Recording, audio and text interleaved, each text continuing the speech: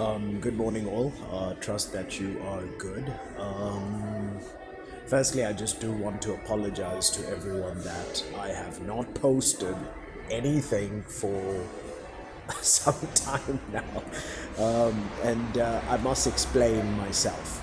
I think that one of the biggest reasons why I have not posted anything is because, number one, when I started off making content and stuff, I was just really interested in making content, but I was always met with people, and I was young in it, so I was always met with people saying, no, you've got to have the perfect lighting, or you've got to have the perfect setting with like books in the background showing that, oh, it needs to know, it needs to come across like you know what you're talking about, etc.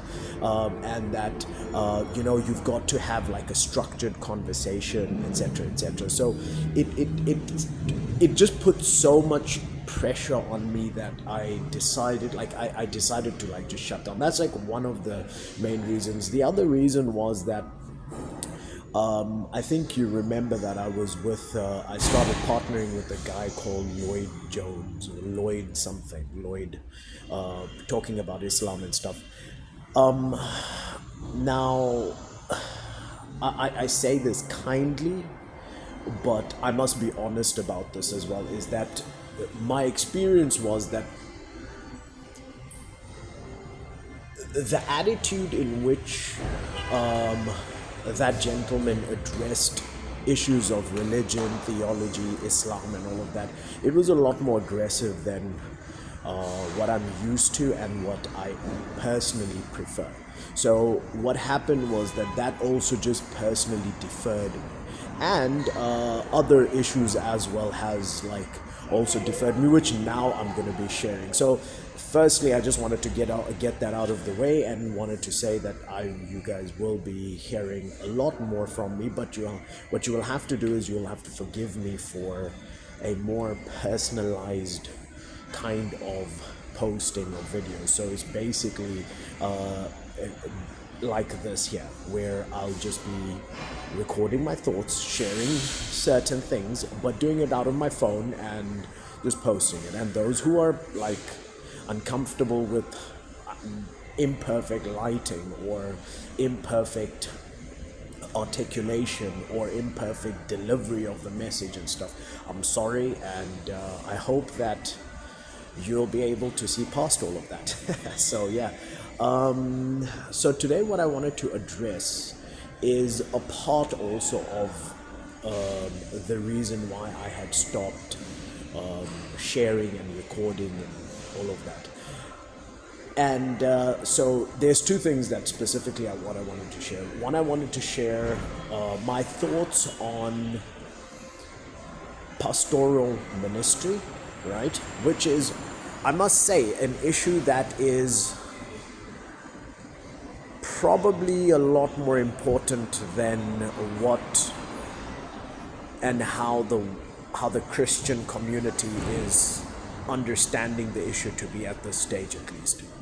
The second issue that I wanted to talk about was a mild apologetical response to a Muslim accusation against the Christian doctrine of the Trinity. So those are two different things that I will be talking and addressing today.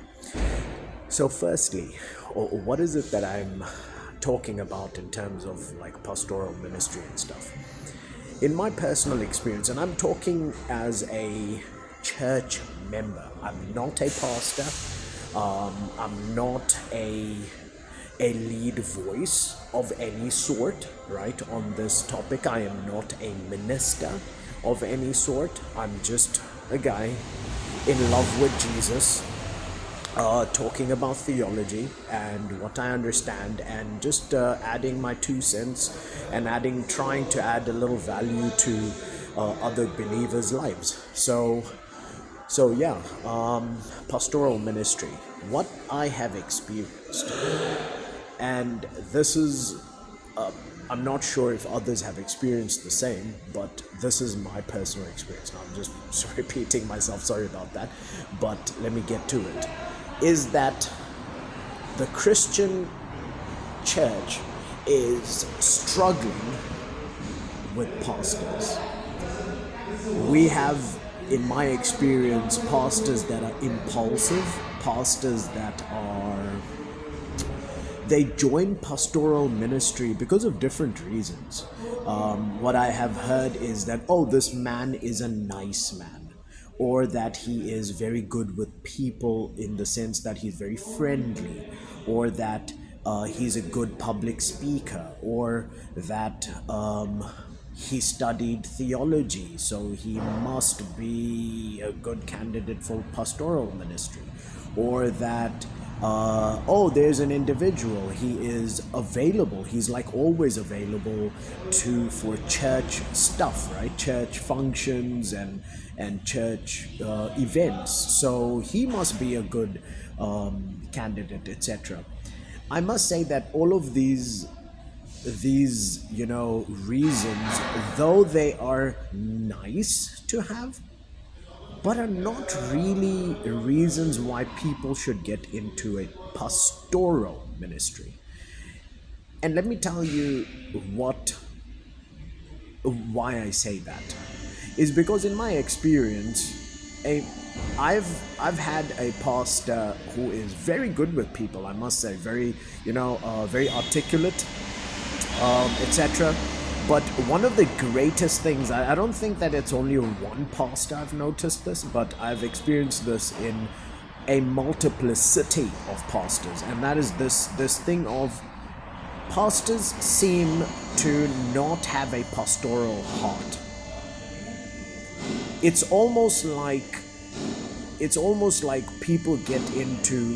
men get into pastoral ministry for the reasons that I've shared already, but some also because they've got nothing really going, so it's a way of like, I've got theology, and so sorry, I'm receiving a phone call for some random person. I've got to cut it off and continue recording. So yeah, sorry, so let me continue. It is like they get into pastoral ministry also because for money. Like it's like a job to them. And I have literally heard a pastor say to me on my face, right, that I don't feel like I'm a pastor. It is just that this was available at the time, and so I kind of took it. And I was like, it left me a little bit, concerned, but I just left it because I'm like, what can I say or what can I do? Also forgive all the sounds at the background. I'm at a mechanical garage. I've taken my car in for service, so I just decided to sit here and make a video. As I said that, the way I'm going to be doing this is a lot more relaxed. But anyways, let's carry on. So, when I was like thinking about all of this, it's really disappointing that not only pastors have failed to understand what they need to be before they get into a pastoral role, it is also that church people, members, just general members, seem to be almost ignorant or choosing to be blind to what the Bible actually says a pastor should be. A pastor is a shepherd, but not just any kind of shepherd. The Bible actually defines and provides certain key characteristics of this shepherd. And I must say that theology is a good characteristic of a shepherd, but not the main one. The main one you'll see is even Jesus talking about that the shepherd. He even talks about shepherd. The language is used shepherd. And that is that when a shepherd loses one sheep, he will leave his 99 behind to go look for the one. I must say to you, this specific thing speaks to so much.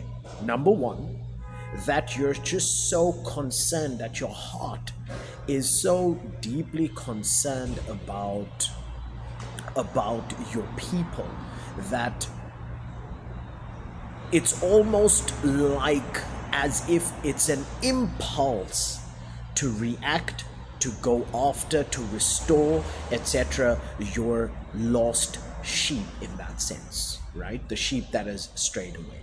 In fact, what we have today is like, oh, a sheep leaves, right? A member leaves. Okay, like pastors don't check up. You'll check up once or twice or something, but generally the attitude is that I don't care. That's a general attitude, that people just don't care, right? One person leaves, I don't care. I've got 100, 200 others. Or if the pastor thinks that you're a problematic kind of a person, it's more like good riddance, right? Excuse me. But that's not what the scripture has taught us a pastor is.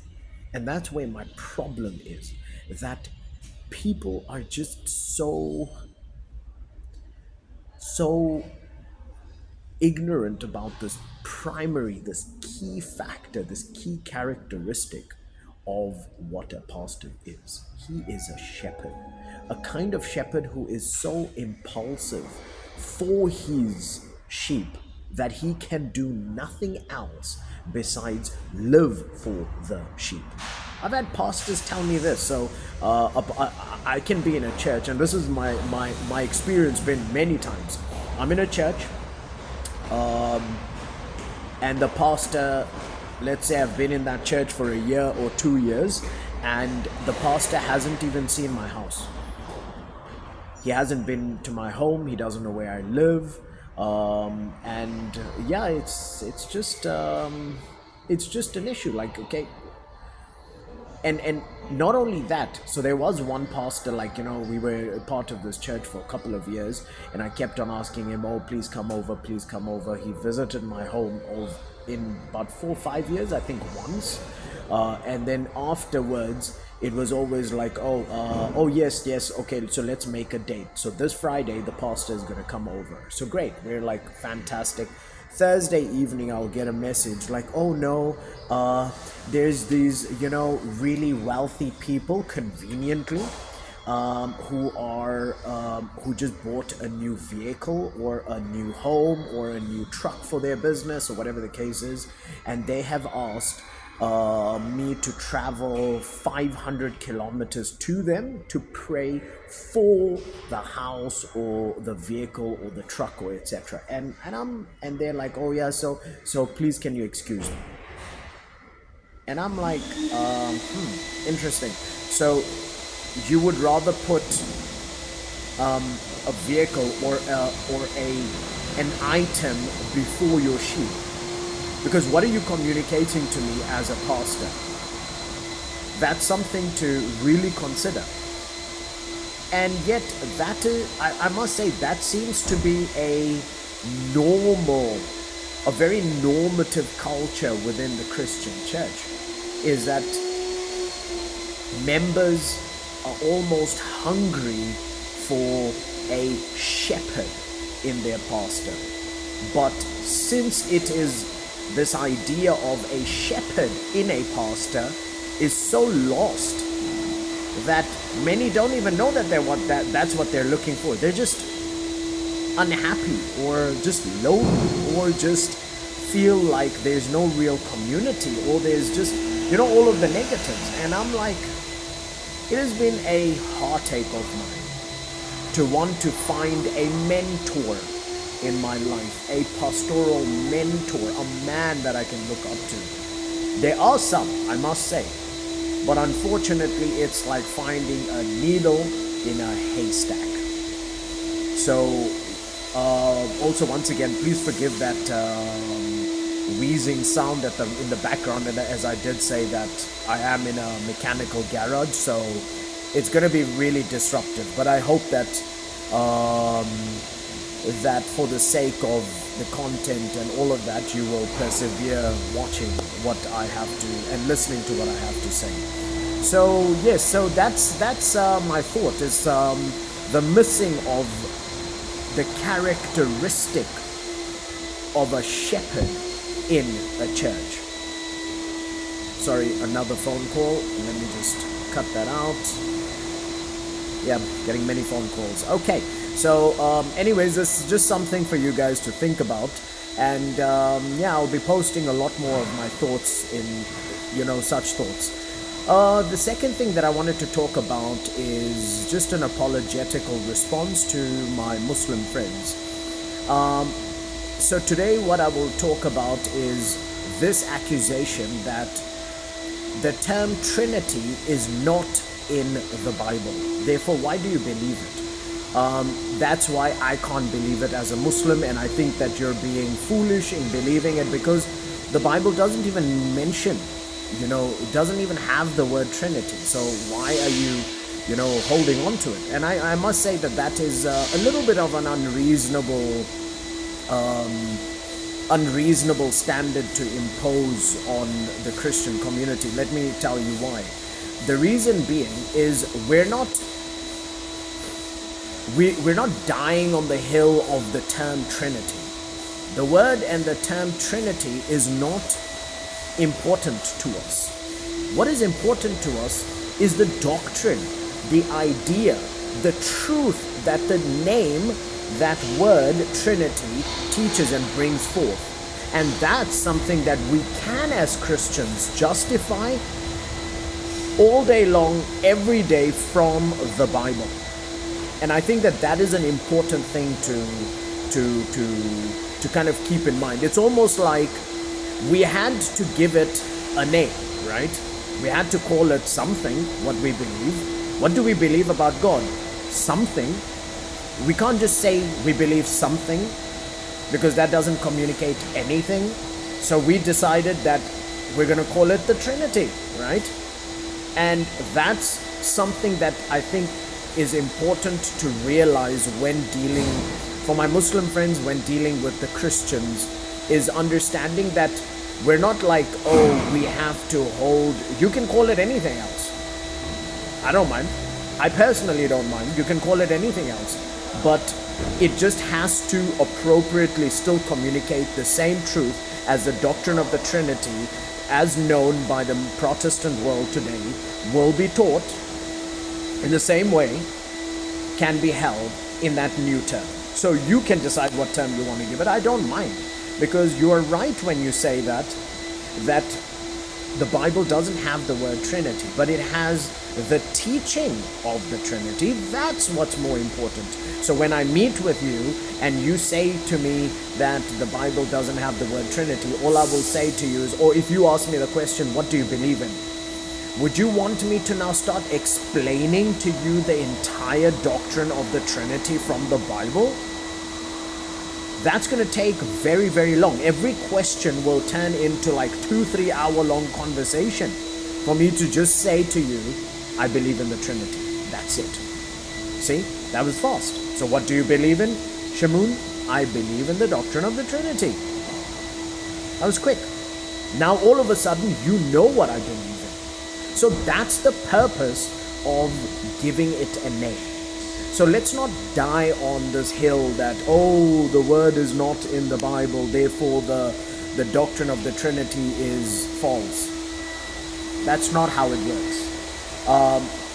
And that's really unfair. So let's be fair to one another and understand what's more important is the teaching of Scripture around and on the issue of God, which is Trinitarian, and not just die on this hill that, oh, the Bible doesn't say Trinity.